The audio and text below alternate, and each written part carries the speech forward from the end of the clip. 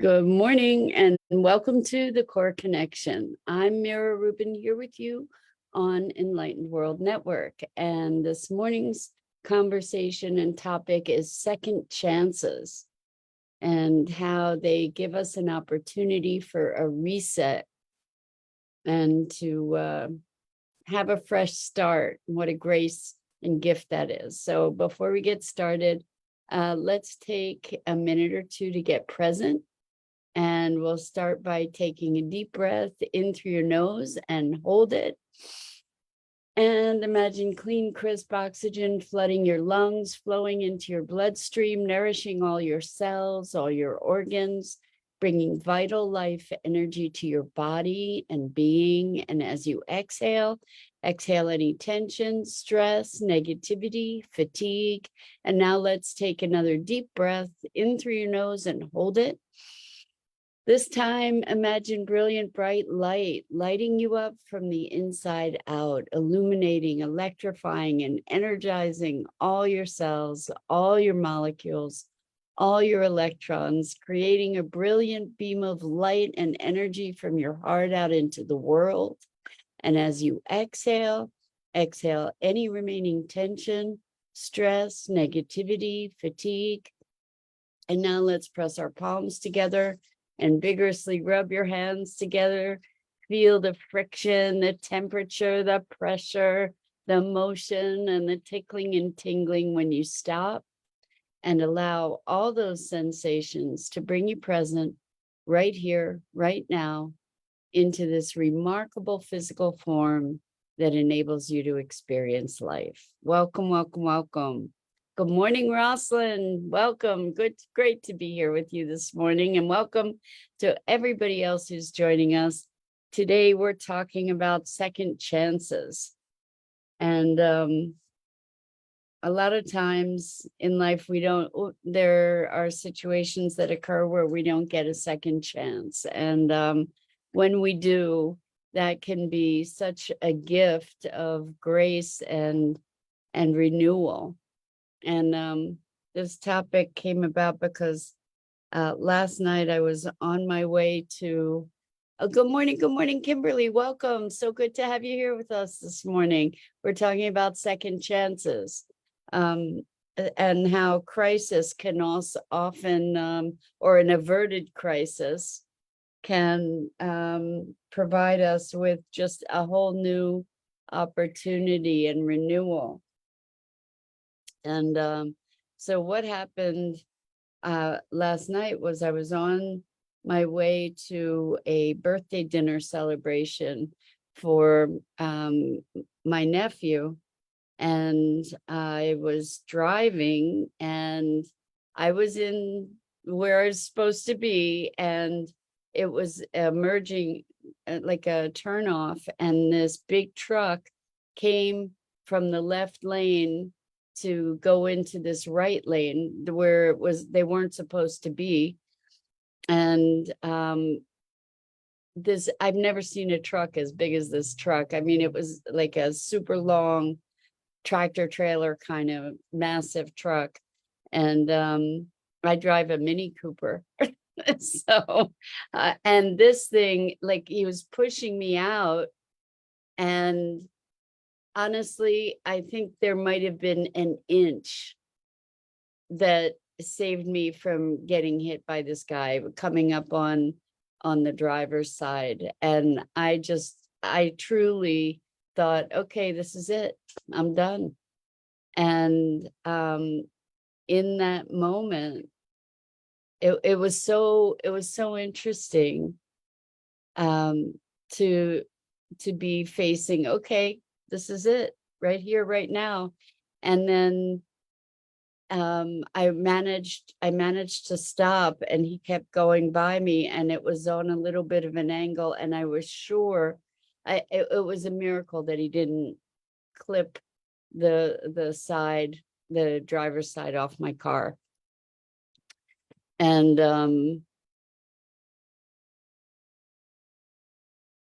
in one respect,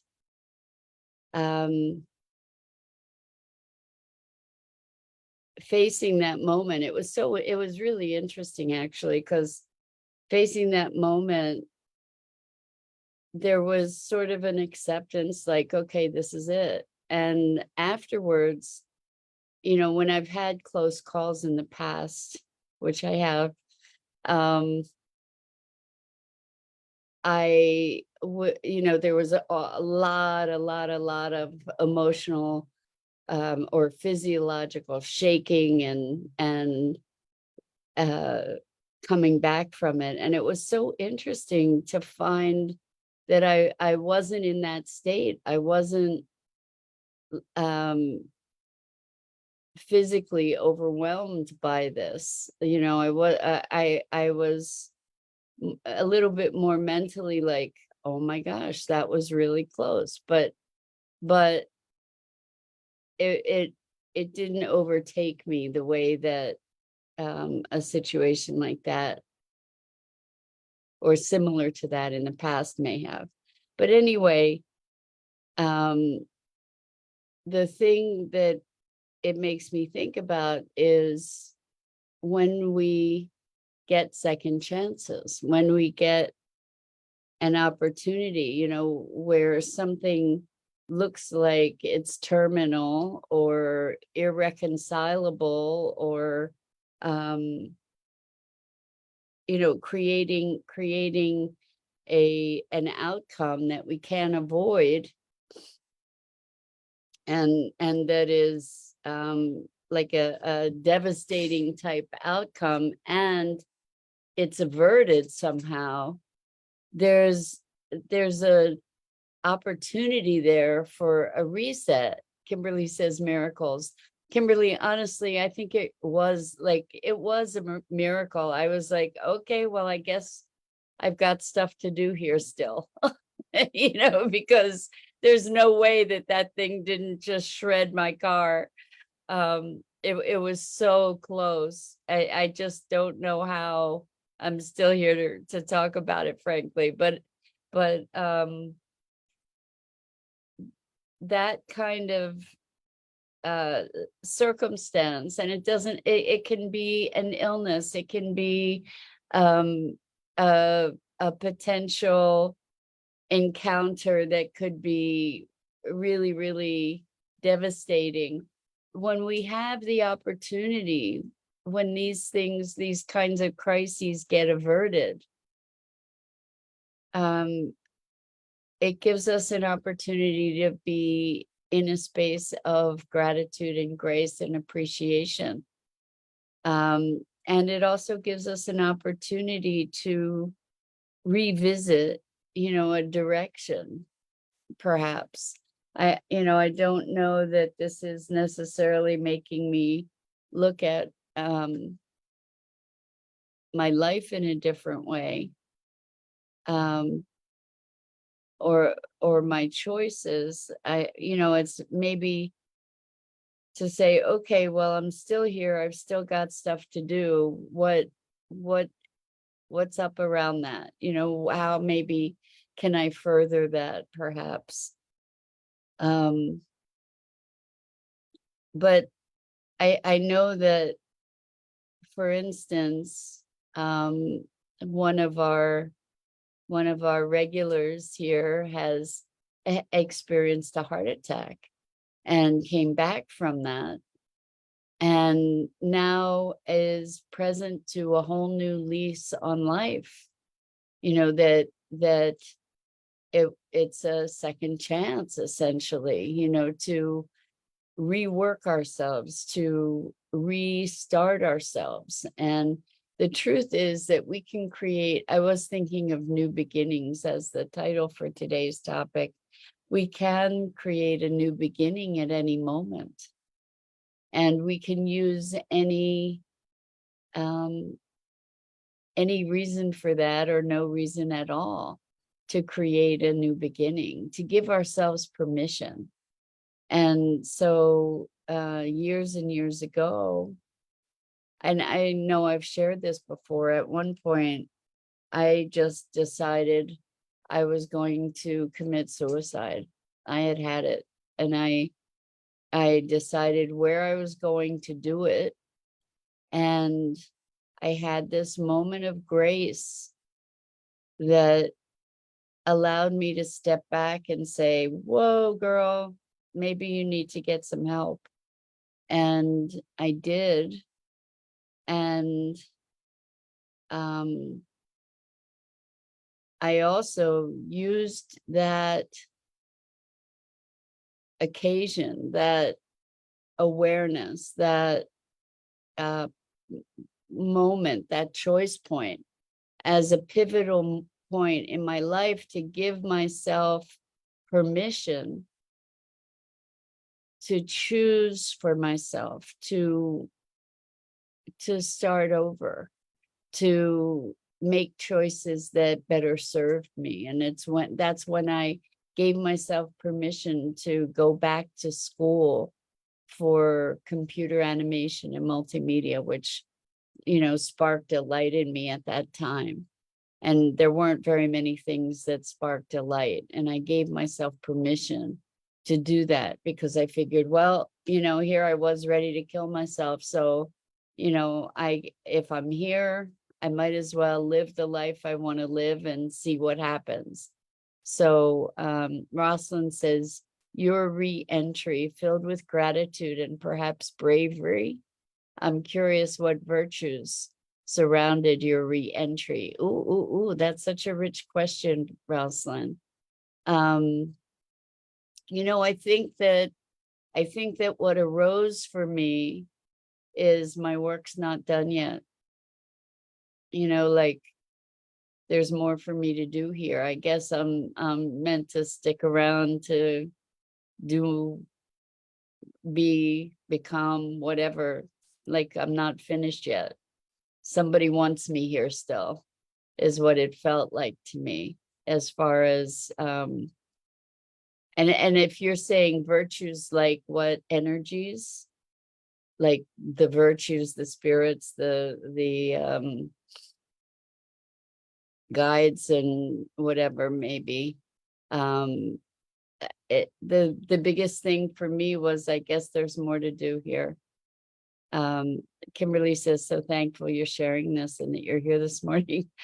I'm thankful I'm here this morning too, Kimberly. Thank you.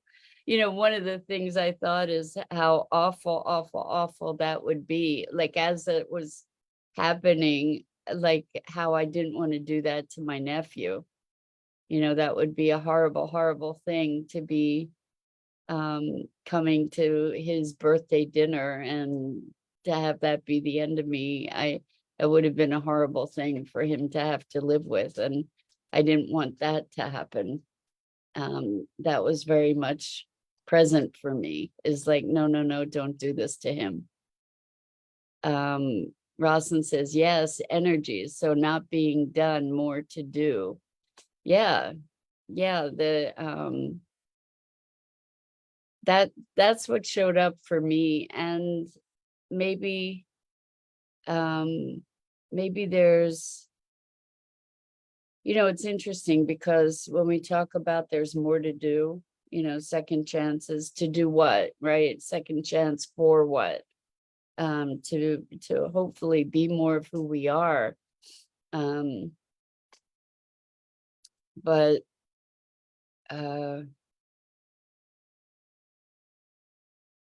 yeah,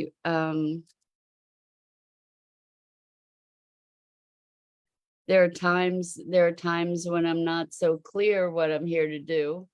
And that there's a longing for this life that I envision moving into still. And there's the contrast between the moment that we're in and the longing of our souls for fulfillment in other areas too. So I have this vision of having my little house that I built, and goats and chickens and maybe a horse, and a awesome garden and friends to be sharing food with. And living in community, and I have this vision that is calling me in terms of lifestyle, calling from my heart. And there's um the present moment, the timing, right? Like, not, it's just not right timing yet. And so there's the balance of patience and impatience, right? And like, just hoping to be a contribution, right, while I'm here, to be um in alignment. So I think that that's a wish for so many of us. And when we have the opportunity to reset, like when there's a reset button, it's kind of like there's not a fuse, but I don't know if it's a fuse box, a switch box, a breaker switch, I guess. Where I live, it's wired from years and years ago. So um it's like a combination lock with the electricity, where I have to turn something off in one room to turn something on in the other. And so it often just flips the breaker, and I have to go down into the basement and switch it back on. And I think that that's kind of what I'm talking about, like where the energy goes off and you have to switch it back on manually, and give it a reboot. And I think that these close calls and second chances that we get are an opportunity for gratitude and presencing ourselves to, like, okay, what am I doing? What am I up to? Kimberly says, you help many with your wisdom and sharing. You help many. Your wisdom and sharing touches my soul. You have a bright light inside of you that helps others. I appreciate you. Sending hugs. Kimberly, thank you so much. That's deeply appreciated. Deeply appreciated. And we all go through I can't say that I'm going through a dark night of the soul. It's not, thankfully. I've done that a lot in my life, and at this moment that's not what is present. And um maybe it's sort of a feeling like there's a little bit of a twilight, like there's a little bit of a um you know waiting for the sunrise a little bit, and I think we can use any situation as an opportunity to catalyze ourselves. So maybe there's a way that I can use this really close call to make meaning that supports me, that that acts as a catalyst. And I think that I'm saying that so that you too can recognize that at any moment we can use anything. Like, there are times when I trip and don't fall, and I'm just like, thank you, thank you, thank you. I didn't fall, because I have had a couple pretty intense spills, like one where I'm pretty sure I gave myself a concussion, but I definitely got a black eye, fell headfirst on the cement.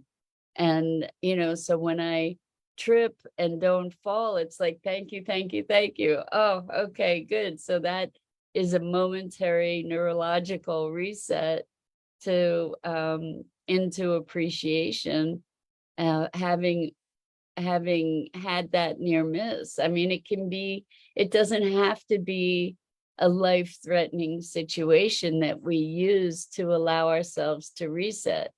It often takes a crisis. It often takes something super dramatic to make us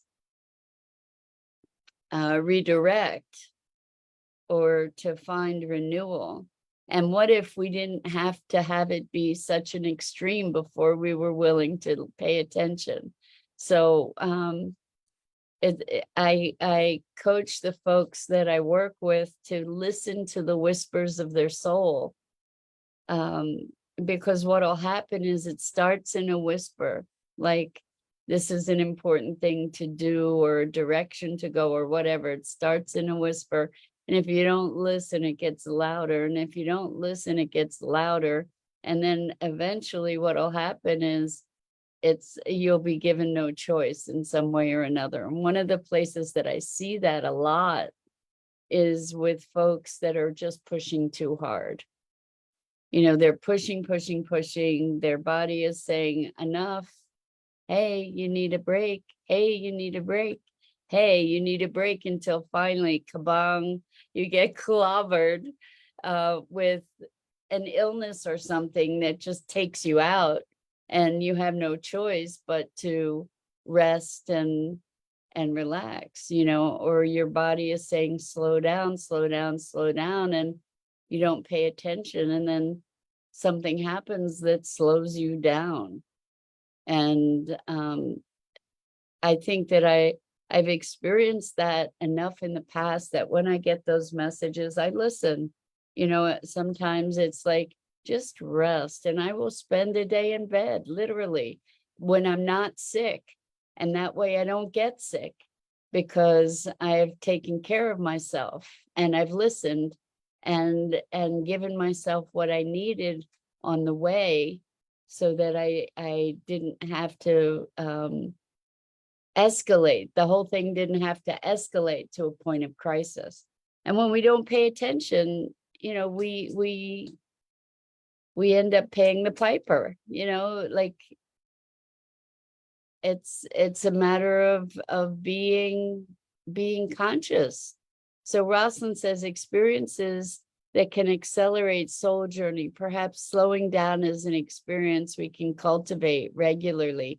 100%, 100%, Rosalind. I mean, we're in a culture that it's all about more efficiency, more productivity, more possessions, more money, more everything, and faster and accelerated and efficiency. I said that, but yeah, so slowing down, it may seem counterintuitive, but oftentimes in order to get more done, we get to slow down, you know, to get done the things that are calling to be done, that are, you know, most important, to be most effective. Sometimes it means taking a beat. Kimberly says, I do this too. I'm not sure which the do this too is. Maybe the gratitude for crises averted. Yeah, I think that we do have the opportunity in any given moment to reset, like to recalibrate, recalculate, refocus. And I don't know that we use those opportunities. I don't know that I use those opportunities to their greatest potential. There's the opportunity in any given moment for a new beginning. And when we give ourselves permission to listen, to respond to the callings of our soul, the song of our soul, the whispers, before they become shouts and demands, you know, to go from request to demand to no choice. You know, these so having this conversation, I just want you to know, is a gift to me, to give me an opportunity to reflect a bit, to say, okay, so what's the opportunity that I can explore now as a result of this? What's the opening that I can create or allow as a result of this? I can make it meaningless too. I could have it be incidental. We are meaning making machines. And the thing is that mostly the meaning we make about things is not something that we consciously engage in. It's just like an automatic programmed kind of response that we attribute meaning to things without any awareness about it. And I've often said, it's really important to curate your story so that it supports you in a positive and powerful way. And so this is an opportunity, like this is good fodder to make a good story, right? And to make a good meaning. Here I made it mean, well, I guess I've got more to do here. And maybe it's an opportunity to look at, well, what am I doing? And how is that aligned? And I'm not just talking about me, but you have the same opportunity in any given moment. We tend not to do that unless we're incited to do that. So anyway, incite yourself is the invitation for today. So I think that's it for this morning. I'm so grateful to be here with you. And I so appreciate you and your insights and your caring and your authenticity. And until next time, I'm Mira Rubin. This is the Core Connection. And I go live here each weekday morning on the Enlightened World Network Facebook page and YouTube channel. And I invite you to at 9 a.m. Eastern. Let's see. Ralston says, I'm happy you're here and that you're able to continue your work. I still would like to visit you in Pátzcuaro. I'm still trying to get things going, seeing what happens with Pátzcuaro. That would be awesome, Rosalind. And Kimberly says, love, love, love. Thank you all. And I encourage you to check out the other awesome programming on Enlightened World Network and Enlightened World Living. And until next time, so much appreciation to you and so much love.